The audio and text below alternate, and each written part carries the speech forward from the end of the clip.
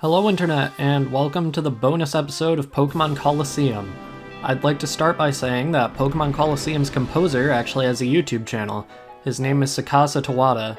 I recommend checking his channel out, you might find some cool stuff. Next up, the bonus discs. Yeah, 2 of them. So, in Japan, the bonus disc contained trailers for Pokemon Box, Donkey Konga, Mario & Luigi Superstar Saga, Donkey Kong Country's GBA port, F-Zero Maximum Velocity, Mario Kart Double Dash, and Mario Party 5. The trailers aren't the main attraction of the Japanese bonus disc, though. First, you can receive a special Pikachu to send to your copy of Pokemon Ruby, Sapphire, Emerald, Fire Red, or Leaf Green. More importantly, though, you can get a special Celebi. Keep in mind that this was at a time when Ruby and Sapphire had just recently come out. There was no way to legitimately transfer your Generation 2 Pokemon up to Ruby and Sapphire, and in Japan, Celebi was only obtainable through an event using the Pokemon Mobile System GB and Pokemon Crystal, so this was the only way to get one in Generation 3. Up to 48 Celebi can be transferred to Ruby and Sapphire after purifying all 48 Shadow Pokemon and sending Celebi to Colosseum. Its original trainer is Ageto, which is the name of the gate village in Japan. The US bonus disc is considerably less interesting.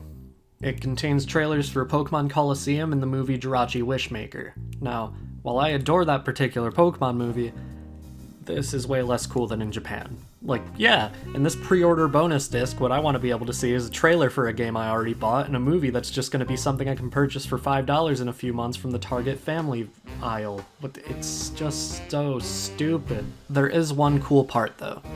If you connect Pokemon Ruby and Sapphire, you can get a special event Jirachi. Jirachi is an extremely rare Pokemon even to this day, despite it being given out through online events every 3 or so years, and this is one of the few times we got an event Pokemon before Japan. And the next time we get a Jirachi event after this was about 7 years later in 2010 for Diamond and Pearl. The fact that you can get Jirachi through this disc is actually why it goes for such ridiculous prices online. So, if you want to shiny hunt Jirachi in Generation 3, hopefully you have hundreds of dollars. When you send a Jirachi to a Ruby and Sapphire save file, the bonus disc also automatically fixes the infamous berry glitch, which makes it so berries cannot grow after 366 days of the game having been started. Nintendo and the Pokemon Company tended to add a fix for this with every product they released for a while, including with Pokemon Channel, Fire Red, Leaf Green, Emerald, Box, the GameCube interactive demo, all that stuff. Nintendo would even fix it for free if you sent the cartridge to them in the mail. Other than that, all I can think to go over is the e-reader Pokemon that were only released in Japan. The Battle E-card set for Pokemon Colosseum contains 5 different trainer cards and a special stage card. The cards in the set allow the player to battle in the card E-room in Phoenix Stadium. 3 of the trainers in these cards have Shadow Pokemon. There are a Shadow Togepi and Shadow Mareep for some reason, despite the fact that you can already get a Shadow Flaffy and Shadow Togetic just by playing through the game's main story, and they even have identical movesets. But the 3rd Shadow Pokemon is Scizor.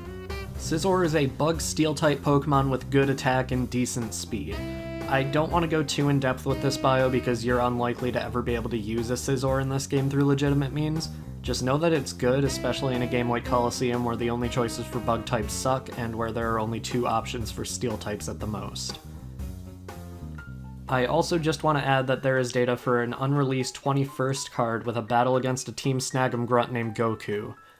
I wish that card was released only because it would be funny to fight Goku in any Pokemon game. Other than that, I can't think of much more to talk about for Pokemon Colosseum. The game really just doesn't have a lot of interesting stuff to go over outside of the main story. I guess I can point out that there's a Team Snag'em grunt in the game named Biden again? Whatever. Alright.